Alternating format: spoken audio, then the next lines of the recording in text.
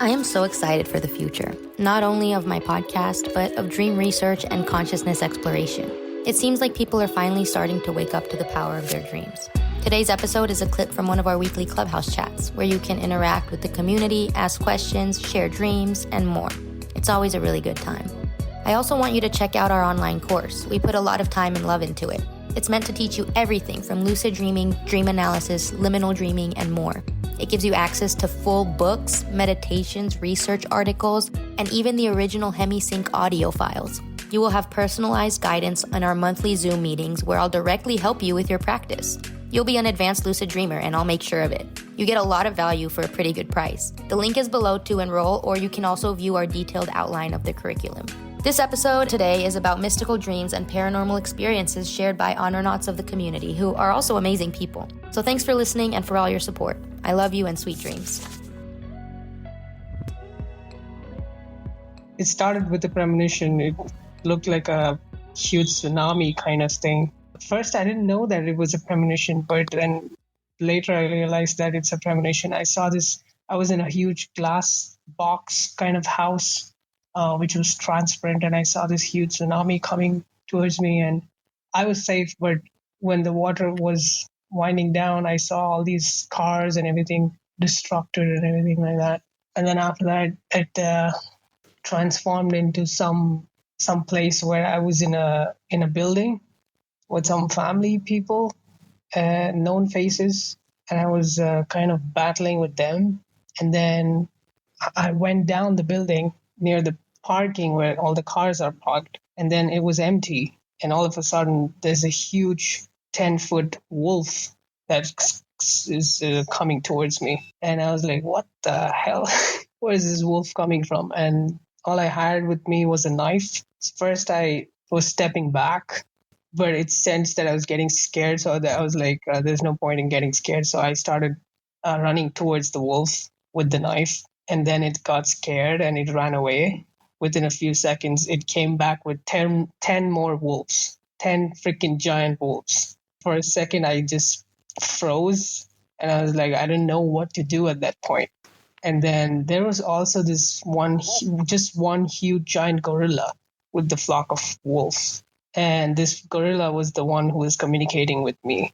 I was trying to communicate with the gorilla saying, we can do this the easy way. We don't have to fight, things like that, just to negotiate my way out of that. But for some reason, I wasn't running because I knew if I would run, they would just catch me and kill me. So I didn't run. And then that scene got over because I didn't run. What do you say for that? Like all the wolves and the gorilla, does that mean something?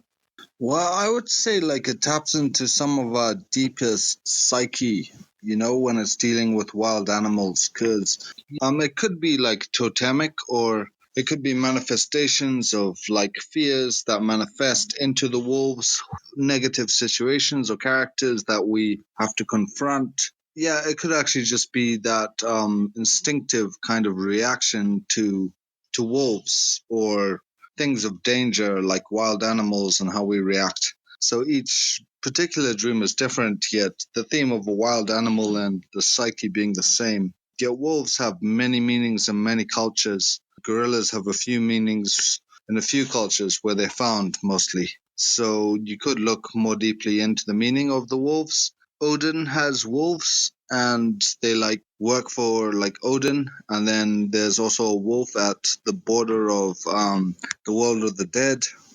So they found in some eschatology, death-related sciences. Yeah, and they're wolves in, I'm sure, a lot in Native American culture as well. I'm not sure exactly what they signify. I know the coyote is one of the 4 cardinal animals of the hummingbird, the anaconda, the coyote, another creature, form the 4 cardinal directions of shamanic traditions in some of North America. So the coyote is quite similar to a wolf as well. Yeah, that's cool. There's a lot of definitely cultural and archetypal symbolism when it comes to animals. And I also want to know from you, Yash, what's your connection with animals in general and these animals in particular, wolves and gorillas? Do you have any specific personal thoughts on them? I'm actually connected with these animals, especially the wild ones, since a long time, since years. recently they've started popping up in my dreams and states like that. I don't know why though, but I do like them. Well, initially when they just popped in right in front of me, I was kind of spooked, but I wasn't scared. I tried to run, but I figured that it was trying to chase me anyway, so I stopped. I didn't run. I was actually running towards it. And even when 10 more wolves came, I scared a few away as well. But that was not my intention. It was just a reaction, I guess. But I was actually trying to communicate with the wolves as well, but only the gorilla was talking to me for some reason. I'm kind of curious, like, you said you were seeing, like, familiar faces and, like, family and stuff, like, right before that.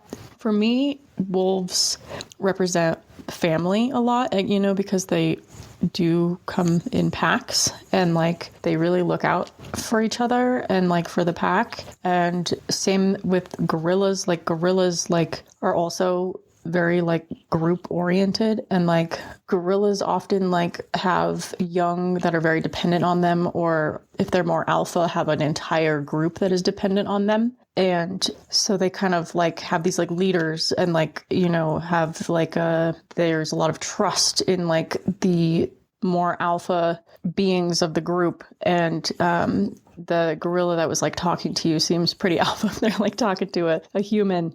So anyways, I was just kind of curious if maybe there's some kind of connection to like the family members you were seeing and maybe trying to caretake them or help them with the tsunami that's going on. I'm also kind of curious, like what you were saying in the beginning of the dream, that you were feeling like it was a premonition dream. Like, what do you mean by that? I saw this huge ocean first having so many waves, and there was this thunderstorm that was going on in the ocean, and the waves were pretty high, and then all of a sudden it turned into a huge tsunami, and it came towards the glass right in front of me. But the glass didn't break for some reason. It went through it, on top of it, and when the water cleared, I saw a completely new picture in the background, like all the cars and vehicles were destroyed, kind of things like that. Yeah. Interesting, because like a lot of flash floods have happened recently, and there was some in India, some in Greece, some in Beijing, some in Cape Town, some in New York.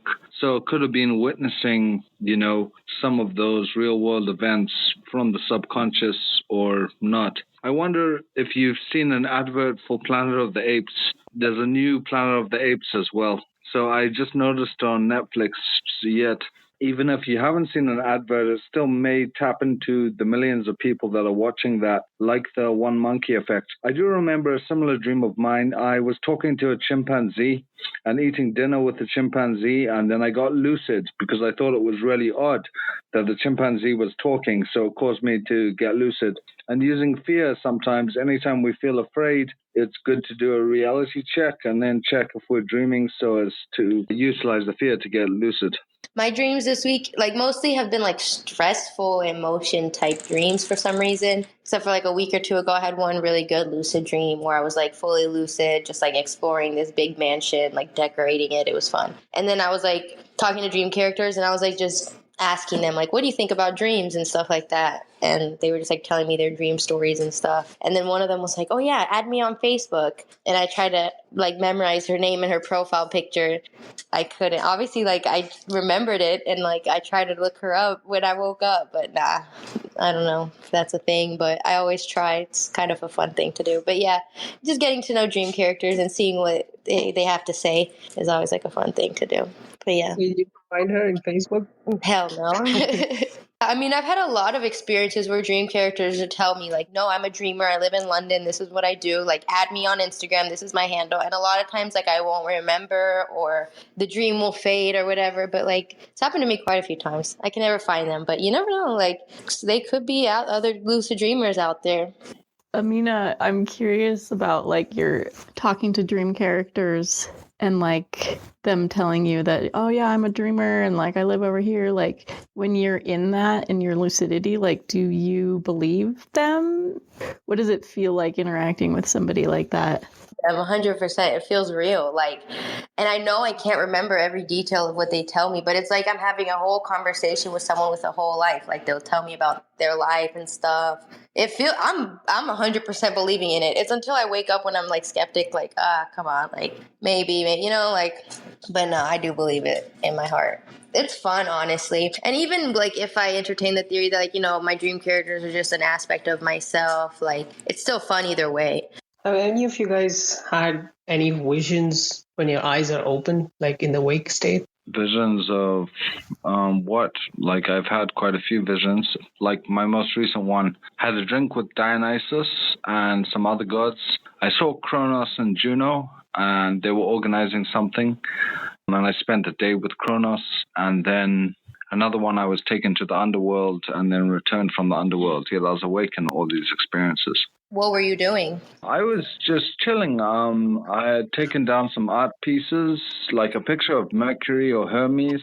It was on the wall. And Hermes is said to be the guide of the dead. Then I took down like about 4 or 5 pictures and canvases from the wall. It's partly because the art was kind of like the art of Pompeii. So it's kind of like the gods were saying, like, remove them now or something. So I removed all of them. And I was left with a picture of, well, the names of like Lady Justice and some other deities on the wall. And then my perception started to shift, and then it was like I was on a flying saucer on Pluto, or Pluto was the flying saucer, and Pluto is also the name of the underworld, or Hades. And then I just saw like some beings in the underworld, and then I was brought out from there a while later by this other goddess, because her heart was shining like a star, and we're sort of involved with the goddess. So she rescued me, kind of like in some of the ancient Sumerian myths of descent into the underworld as well. It was similar. And with the one where I was drinking with the gods, I had a glass of fruit juice.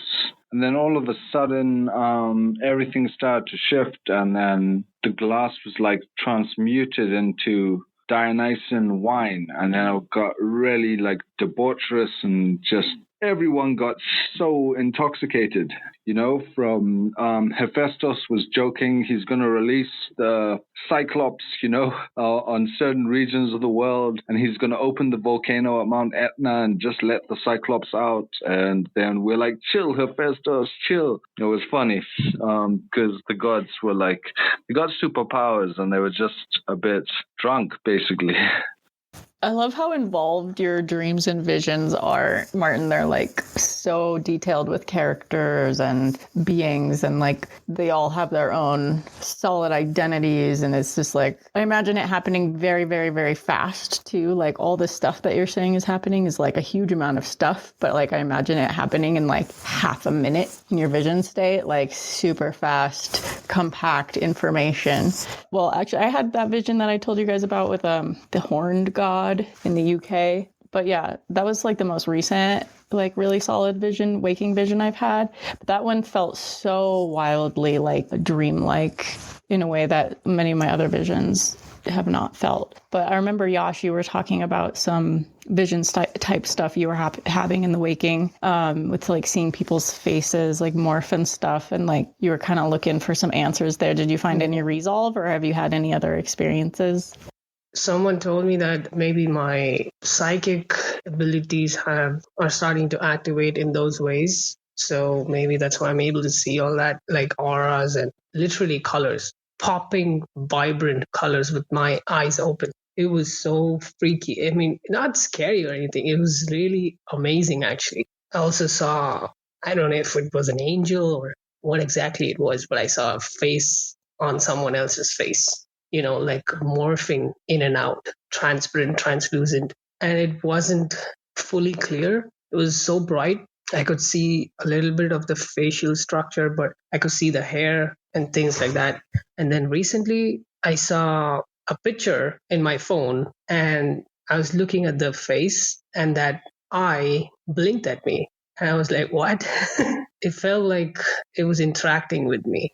And it was one of the gods' pictures that I was looking at, one of the Indian gods. It started blinking its eyes towards me, and I was like, wow. Which god was it? Krishna. Krishna, Vishnu's avatar. Wow. I was thinking about Krishna the other day because I went to archery. I was arching for like a target, and then afterwards I looked at Raja and Krishna, and various Norse deities and the Hellenic deities, every deity I could find that shot with a bow, including Cupid, I guess, yet. Yeah, it was just a powerful experience holding one of those advanced modern bows and thinking like of all the hunters in the wilderness of the Amazon or the Kalahari, and they still use bows. One of the ancient wonders of the world was the temple of hunting at Ephesus for also the moon goddess. I'm curious, Amina and Martin, if you guys have looked into or know of like any of the overlap between like the dream state and like waking visions, and like if there's some kind of similar part of the brain being activated in those states or anything like that. Do you guys know anything about the links between those? I think it's connected somewhat to the pineal gland, and that in deep meditation, visualizations are done with pineal gland. If the pineal is decalcified, it's like it somehow affects the visual cortex, and imagination and vision are more active. And it's also sort of connected with all the neurotransmitters that lead to the dream state, especially the potential that it releases DMT, and that leads to dreaming, combined with the noradrenaline and the melatonin and the other alkaloids and neurotransmitters as well. So potential, that's the neurophysiological side of it, yes. I think with like mysticism, especially with deities and entities, it's like somewhat very, very spiritual, because I dream of the gods and then I see sometimes the gods while I'm awake. I'm not going crazy. It's like I want to see them, and it's like intentional. It's not like some random misrepresentation of reality. It's like a very structured world of a certain reality that exists in like a cosmology in a way. Yeah, I think it's definitely related. Like all these, they're like altered states of consciousness the way I see it. And, there's some research on it, but it's something still very like not well understood. But I kind of see like out of body experiences, like waking visions, dreams, even like hypnagogic dreams. Like they're all kind of different levels of being able to like see from outside your body. So, I mean, I don't have the answers, but I do think it's really cool. On the sort of subject, I did have this dream a couple of days ago. I don't think I've spoken of it. I'm at a place with some other beings, perhaps deities. I noticed some disturbance as I moved closer to a wall. I splashed water there to reveal someone who's invisible. I pull her out of another dimension. We start connecting. She lands on my lap. It's quite sexual. And then see a scene by the sea. Chose the place over a temple for convenience to meet with them more deeply, not sexually, just like platonically as well. I have vortex there seamlessly. And then I see amalgamations of buildings. I ask after herbal preparations and how to become invisible with magic potions and other stuff. It's possibly the deity who manifests from the other dimension is the goddess Athena Nike, in her epitaph of Nike, a combination of Athena and Nike.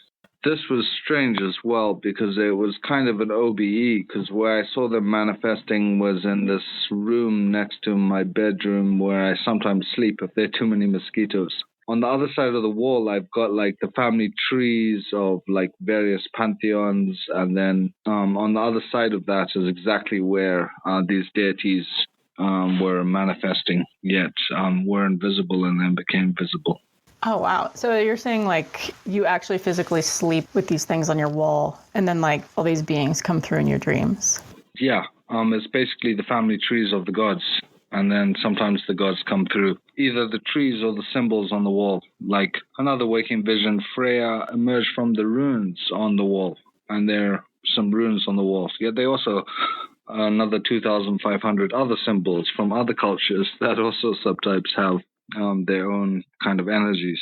Interesting. Yeah, I feel like I'm definitely influenced by things in the space in my dreams. I've had like experiences where like I've had friends come to stay and they've brought like friends of theirs to visit, and like it's the first time I'm meeting like this like friend of a friend, and they're like staying at my house, and I like offer my bed, and like then I've gone to sleep in the bed, even if I like change the pillowcase and whatever, like the people who have slept in the bed, like I can like pick up on their energy and like stuff they've gone through in life. And I've had like dreams of like basically these like strangers, like friends of friends, like lives and like their relationship with their parents and all this kind of stuff. And I really feel like it's like because it was like somehow imprinted into the pillow. And like I've also had like dreams where like I've just bought new sheets, and like depending on where the sheets are from, like I'll have like dreams of that place. And I started noticing this and then wondering like where these sheets were from, and then looked at them like after I dreamed this stuff, because like one time I had like these really vivid dreams of like India, and I had just changed my sheets to like these fancy handmade sheets from India.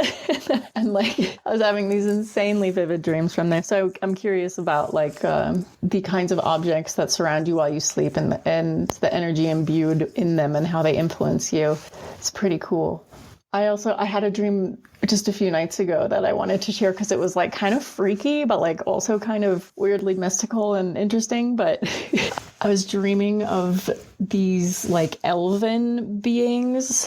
They kind of felt like alien creatures, but they also were very much like the elves from Lord of the Rings. They were like very, very tall and slender and like very pale and had the pointy ears and like epic hair. But they also like were very otherworldly feeling, like they were not of Earth. And they were like showing me these like rituals of like how to become an elven being like them. And this like elven elder was like doing this like ritual where like she was like initiating people into like elfhood.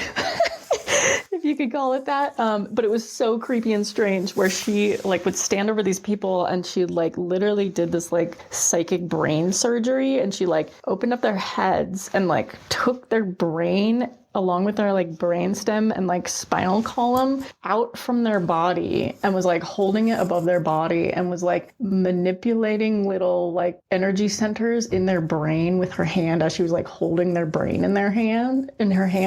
And she was like, yeah, like activating different parts of their brain and like rewiring stuff, and then like gently like put the brain and the brainstem like back in the person's body. And like as she was like lowering it into their body, like their ears were growing simultaneously into like pointy elf ears.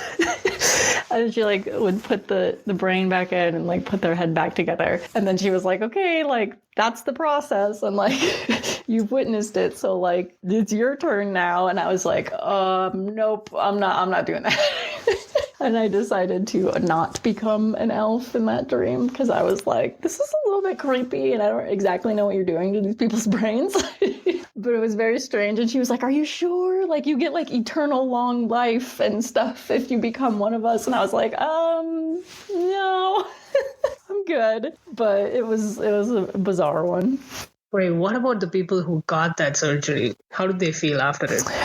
Well, they kind of just felt like the other like elven beings around. They had this like weirdly ethereal, kind of slightly like creepy, but all knowing kind of vibe, but like a little bit like, couldn't tell if they were like really, really good or bad. They were like chaotic neutral or something. Chaotic neutral, that's a nuts story.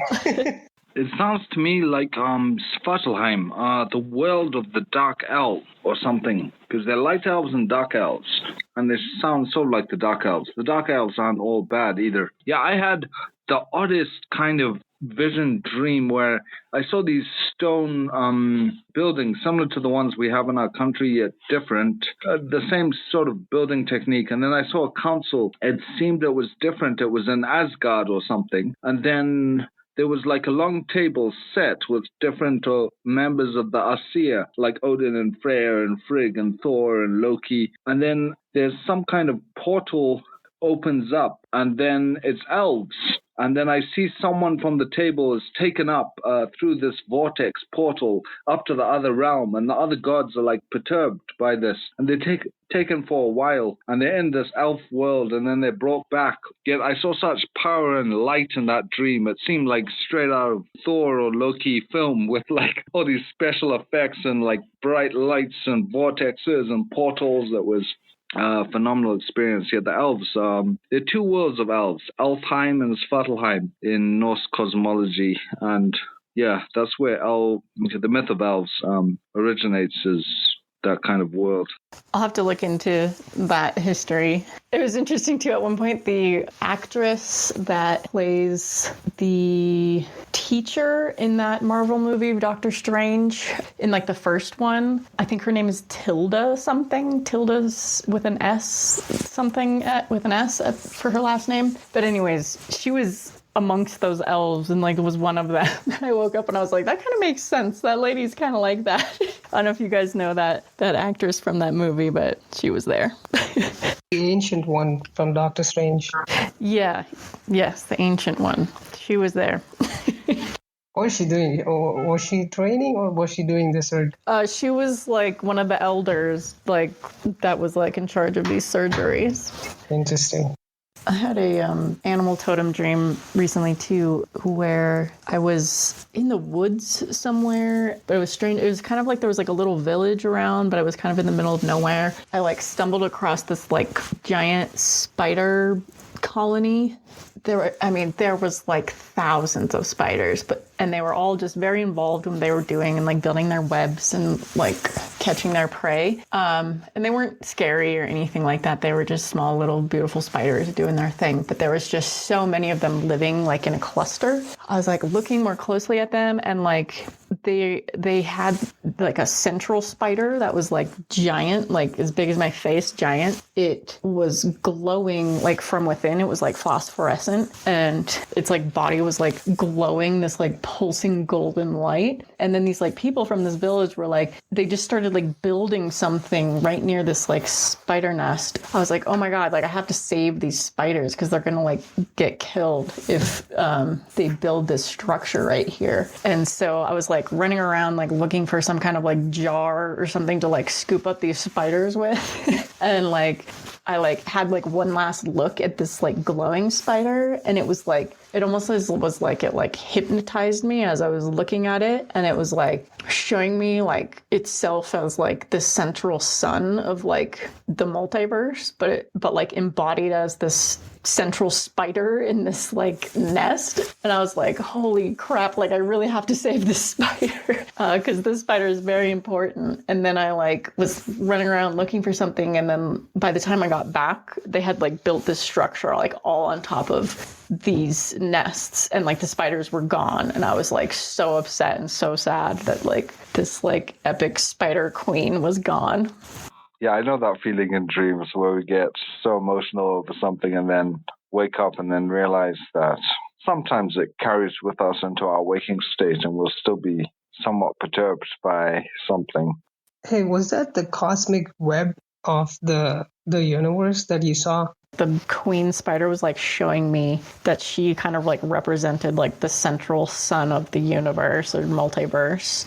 I was actually pretty annoyed recently because I've been having a lot more precognitive dreams, but the dreams have been related to TV shows I'm watching. So I found that to be interesting because I'm like, okay, is this a clue into something, or is it just random, or is it just a random skip in the time space? The example was recently I was it was pretty random because I mean I hardly watch television. In fact, it's very rare that I have time to watch television or have an interest in it. And recently I had a few days off and I was like, okay, you know what I'm going to do? I need to catch up on some sleep. So instead of, doing other stuff, I'm just going to sleep. So I slept and I had a dream about, I was in a spacecraft. Actually, the spacecraft was a crystal, and we landed on this planet, and the guy I was with seemed to be an alien or something like that. And we saw another spaceship, and it was like, oh, look, it's a Mendy. And I was like, a Mendy was like a fixer-upper. But I knew what he meant in the dream. But I mean, when I woke up and I was accounting for it, I was like, this isn't even something I would say in real life, like a Mendy. Like, I mean, it's funny that my subconscious or whatever you think it is that came up with that word to describe a specific thing that seems quite appropriate, right? And so I was like, okay, cool. Well, whatever that means. And then the next day I was like, okay, I'm gonna watch television, and I had started watching Foundation on Apple TV, and it just so happened that I got an Apple TV subscription. I ordered something on Best Buy, and they gave me free Apple TV for 3 months. I was like, oh yeah, I remember the last time I had Apple TV, I was watching Foundation. So let me go check out Foundation since there's a new season out. And the first episode, there was the spaceship. The spaceship that I saw in the dream, I saw in Foundation, and I was like, okay, this is getting interesting. And then there was like one section when the AI lady that's running the kingdom, she gets cut in half, and she's like, "Oh, I will be in need of mending." And I was like, "Oh, damn, this just happened last night." So it's quite synchronistic that I would hear that reference, a word that I don't normally hear twice within 24 hours. So I mean, I was like, hey, I guess that dream that I had was something related to this, but I'm not sure. But thought I would share that. I love that. I feel like that show is definitely like tapping into something cosmic and connected in the universe, but you know, storytelling and the stories that we weave as humans are so like, we're like pulling, you know, almost channeling in a way. I mean, I'm an artist, and I feel very much that way while I'm creating. And I feel like when I watch particular shows, like some shows, not so much, but some shows like that one, I feel like there's definitely some element of channeling going on. That's really cool. It reminds me so much. I don't think I've shared this in this group, but maybe I have a dream experience I had where I was with these beings, and they were kind of like weird, kind of like mantoid beings, but they were like really nice and beautiful, and they weren't like mean or mischievous or anything. Like a lot of people, I feel like, have encounters with beings that look like that feel bad, but these beings were like beautiful and light, and were like showing me all kinds of stuff in the universe. And they were like, basically like, what questions do you have for us? And I was like, okay, well, like, where's God? And they were like, oh, well, God's over there. And they were like directing me to this like crazy light. And I was like, okay, but like, this isn't it. Like, what is beyond God? And like, this light was like turning into like all these fractal patterns and all this stuff. And it was like, basically the message was like, God is fractal. And I was like, okay, well, what's beyond God? What is the caretaker of this fractal God? And they showed me this like insane like mechanism that was like almost like a crazy futuristic spaceship kind of thing. It was like this really mechanical but also extremely organic at the same time like device, and it was like had all these like plasmatic like tendrils coming off of it, and was like gigantic and so complicated, and like so many moving parts inside of it. And like I was like, okay, like what the heck is this thing? And it was basically like the power center that like powers the fractal God. And then it was like, I was like, okay, well, what's beyond this? And then there was these like little like electric, almost like eels, but they definitely did not look like eels, and like they didn't have a face or anything like that, but they had this like kind of eel like movement and like body to them, but they were fully electric, and they were only made out of electricity, and they were like wiggling around this thing and like fine tuning it and like making sure that it like worked properly. And they were like mending all these little parts of it, this like power brick. And like I was like, okay, well, what the heck are these things? And like they themselves told me, they were like, we are the Intinis. And I was like, Intinis? And I was like, oh, that's kind of like antennas. And they kind of literally were like antennas coming off of this thing, like broadcasting this power coming from this power brick that was like powering God. And they were like making sure it worked properly and was like all in alignment. But they were like as far as I got in like the questions of like, okay, well, what's beyond that? And what's beyond that? And what's beyond that? And like, that's kind of as far as I got in that sequence was to the Intinis. And so anyways, it kind of reminds me of your menders. The exegy that I was reading on Philip Dick was, the whole idea of God being this fractal source and we all being a part of it, and it's knowing itself. And I was like, yeah, this all resonates. So that's exactly how I felt. What you affirmed when I was watching Foundation. I was like, yeah, I was like, there's certain programs that I automatically I'm drawn to and others I'm not, right? So it's like, I mean, everything else is garbage. And yet for some reason there are certain ideas or depictions or fantasies that resonate. And I was like, yeah, that's because there's a certain truth within it that I'm supposed to understand or be revealed to. And even those small buts that you're actually referring to, that's exactly what was happening during that scene. I mean, when she said she needed to be mending the emperor or empire, he was also being mended by these little nanobots that was, because it was right after he had an assassination attack. So, I mean, it's funny how this all collects, because, I mean, that's the same idea that, Dick was pointing to, that, I mean, now these ideas are all in the collective, and there are certain people who just manage, whether it's through alternate states of consciousness or experiences or trauma, seem to tap into it. And that seems to be like what I've been doing. Because, I mean, a lot of these fantasies that I have, I mean, they don't coordinate with my everyday life. And for some reason, they happen. So, I mean, even when I had that dream, I was like, of all the things I could be dreaming about right now, why am I dreaming about space and being in a space food and a space experience? It always remains a mystery, even in 15 years of dreaming. It's still somewhat mysterious faculty. You just get more like familiar with the faculty and sometimes try and tap into it. In lucid experiences, have time traveled intentionally, yet it's sort of better when it's not lucid, when we're being shown something instead of seeking something. It's just like a more natural element of the faculty. Oh yeah, and Helena, your dream, it sounded like very Gnostic, in Gnosis, they claim that the God in the seventh heaven is like, he can't see what made him or other things above him. And then above him is his mother, Sophia, and then there are archons and aeons and all these other beings in like at least the Gnostic cosmology. For me, it's like, as a pantheist, there's a vast pantheon. So I know all the deities and I know where they come from genealogies. Yet still it's mysterious because experiencing even just 1-2 generations up, like Father Time, it's phenomenal. Being like the embodiment of time, and then going beyond that to like the whole sky, and going beyond that to the primordials, and the primordials are like really dope. And then primordials, sometimes there's an ex nihilo deity that comes out of nothingness in various traditions, or a number of deities that come out of nothingness simultaneously.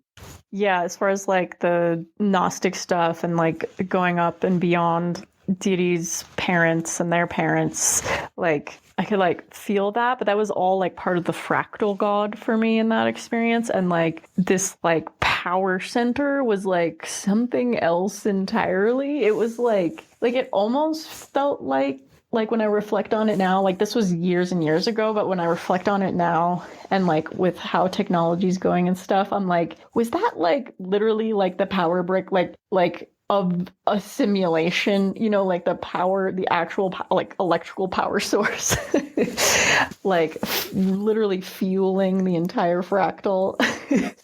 That's kind of what it feels like, but I have many thoughts on simulation theory, but it kind of felt more like that vibe. I think that's one thing that the movie industry has actually been doing, is priming us for a better understanding of fractals and the multidimensional perspectives.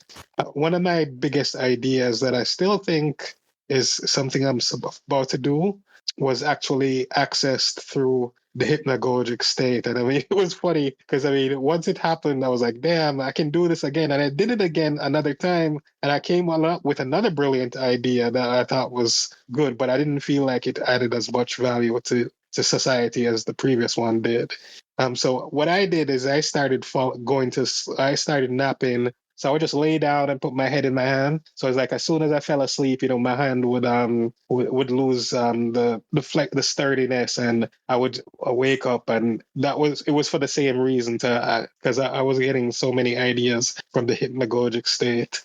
And Philip Dick, I mean, he does that a lot too, and he talks about it a lot. And I was like, okay, there's so many inspirational people that they've all come across this, and I even went into my culture, Jamaican, and I was listening to a lot of artists from Rastafarian culture, which I know Hippocrene loves as well. And they were talking about the same thing about accessing that hypnagogic state or that alternate state. And I was like, damn. So, I mean, it definitely seems to be consistent. And I've had so many examples of it, but I mean, they've all been done into practices that I don't do, like, I mean, art or music or comedy. And I haven't had a business one in a while. So I was like, why am I getting these? I mean, I can't paint, I can't draw, I can't do music, but for some reason, these are the types of experiences that I'm accessing. Yeah, inspiration is really mystical, you know, especially with the theatric arts, be it film, series, television, or theater, and also with music and poetry and just general creativity. It's like the deities that are responsible for this actually were born in the underworld where the Somnia, the deities of dreams like Morpheus, Icelus, and Phobata resides. So I see a connection of how those deities' influence flows through the Somnia into the consciousness.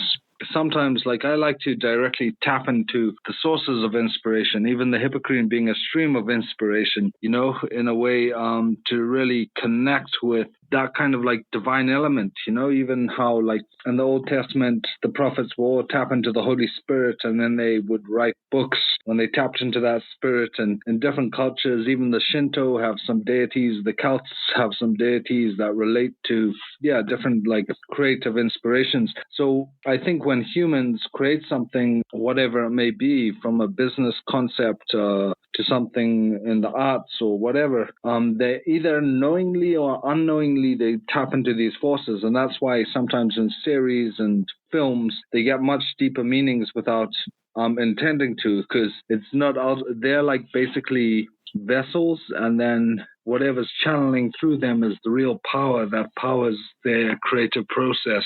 Like in the Tibetan dream yogas, they're secretive teachings, and the secretive teachings are encoded in the regular teachings, so that there are different layers of meaning according to the student's aptitude, and his instructions from the lamas will reveal deeper meanings to the same text that has the mundane meanings, has deeper and deeper kind of meanings. Yeah, it's like things that are hidden in plain sight. Yeah, sometimes with layers of meaning. If you're waking up with this like inspiration and these ideas, like, and you feel like you don't have like the technical chops to do these things, like maybe, I don't know how you feel about it, but using AI to create these images that you're coming up with, or even using ChatGPT to like co-write something that you're having like writing ideas about, and like get those juices flowing in a faster way where you don't really feel like you have to like know all the chops of technical skills of art and writing and things like that. But I'm also like, and it could just be like a launching point. It's not like that has to end there, but it could just like stir the pot a little bit, just like a little tool. For some reason I'm being called to like share this. It's like, I think it's just because we're talking about like ideas like this floating around in the media, and like stories that are like eons old in this collective psyche, like coming through in shows and things like that. I stumbled across this podcast. It's called Spooked, and it's on like NPR's website. You can find it. And it's like kind of cheesy, and it's got like that cheesy NPR stuff where it like has like chimes and like silly musical effects that like don't really go with like what's being said.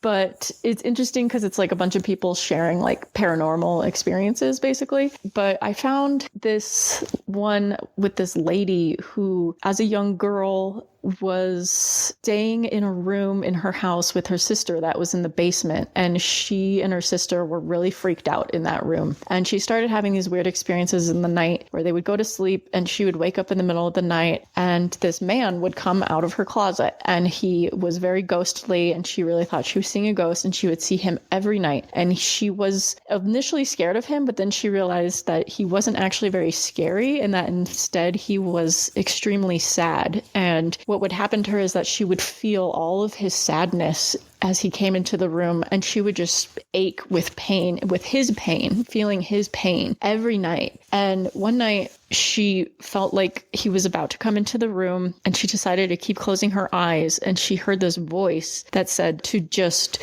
head out of her body. She said the voice was very comforting, and it felt like an angel, like her guardian angel, and that whoever the voice was coming from like really loved her and cared about her, and told her to just basically evacuate the space, and guided her through basically like a out-of-body experience where she went out of her body. She could see herself in her bed as like a little girl, and she like went out and like explored her town, and then the voice was like with her the whole time, was like guiding her, and then brought her back to her room in the morning and was like, okay, now you just have to like lay back into yourself, just go back down. And she did, and then she woke up and she was like, oh my gosh, like what the heck was that? You know, as a little kid, it was probably extremely profound. But then she just did that every night to avoid this being that she was encountering in the room. And then years and years later, as an adult, she had developed that skill so much that she was able to do out-of-body stuff at will, like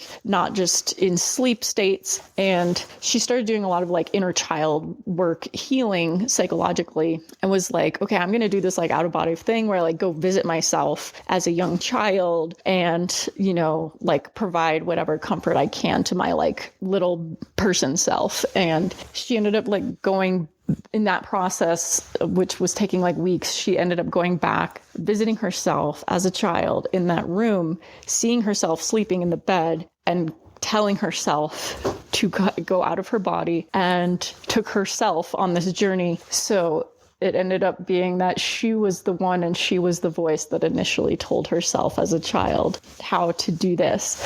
And I thought that was like so profound and beautiful, because it was like this wild, like cyclical time loop, like overlapping time states. And like, I don't know, it's just something I think about a lot when I have like prophetic dreams, because like there's so many questions I have as to like how we're accessing that information of like things to come in the future. And I've also had like weird like historical dreams that I question if is based in some kind of reality. And just hearing her experience, I was like, oh wow, this is like some wild time bending stuff. Anyways, just thought you guys might be interested in it. Some of the podcasts on that, like some of the episodes are kind of spooky, as the title suggests, spooked, but some of them are really interesting.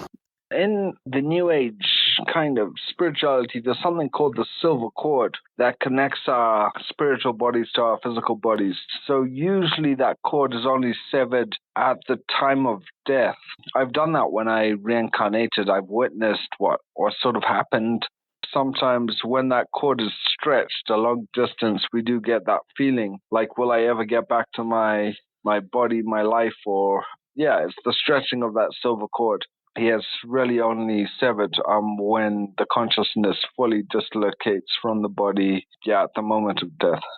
I had an experience once where like I could feel that kind of like connection. I didn't like see it as like a cord, but like I could feel it. And in this dream state, I was like protecting someone energetically. I was like, I didn't really have a body, and I was like kind of hovering over this person who was having like a lot of like psychic attacks or something. And I was like trying to protect them. And they like noticed me, and they freaked out, and they like threw my like astral body like way deep into space. And I could like feel this tug, and like they threw me into this like cube mechanism thing, and there was like a bunch of other people that had just been like thrown into there too, and this like huge heavy door was about to close and like seal us in there and like cut off our connection to our bodies. And then someone who I know to be deceased, his spirit came and was like, oh my God, like you need to get out of this thing. And he threw me out and like replaced me inside of this cube. And I like saw him and like watched as this door closed. And then I like connected back to my body. It was very intense.